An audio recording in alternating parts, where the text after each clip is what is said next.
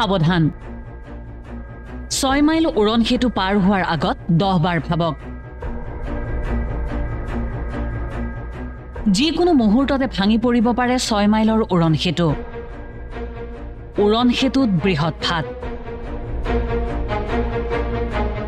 প্ৰায় 10-12 বছৰীয়া 6 মাইলৰ উৰণ সেতুত বিসংগতি যিকোনো মুহূৰ্তত আশংকা কৰা হৈছে ভয়ংকৰ বিপদৰ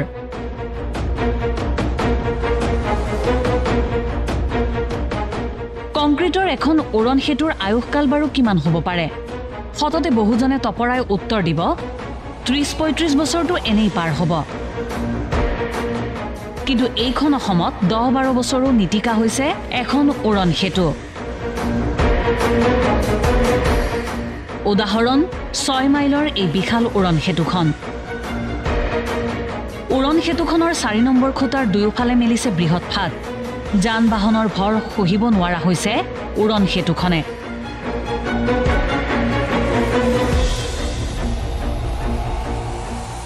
এইবাৰে প্ৰথম নহয় পূৰ্বেও উৰণ সেতুখনত কৰা হৈছিল মেৰামতি উৰণ সেতুখনৰ পৰীক্ষা নিৰীক্ষাৰ বাবে দিল্লীৰ পৰা আহিছে বিশেষজ্ঞৰ দল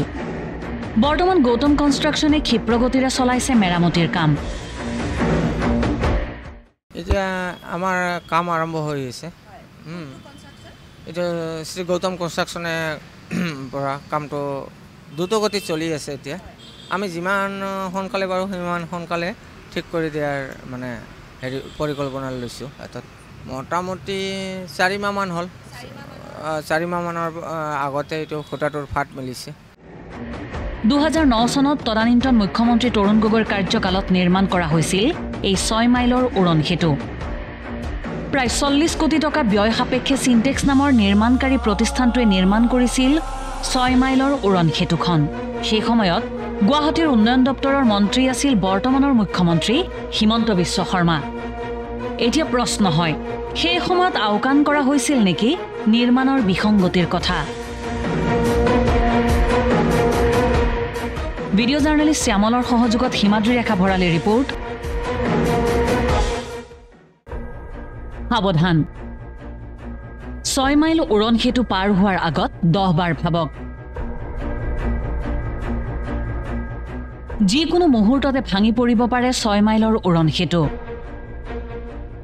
সেতুত বৃহৎ ফাট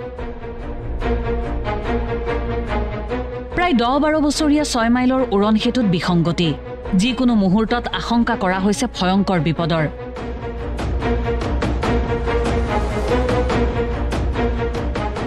কংক্ৰিটৰ এখন উৰণ সেতুৰ আয়ুষ্কাল বাৰু কিমান হ'ব পাৰে সততে বহুজনে তপৰাই উত্তৰ দিব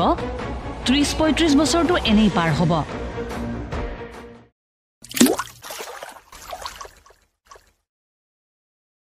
अन्नपूर्णा काव घी देश के हर एक खाने को लजीज बनाता है।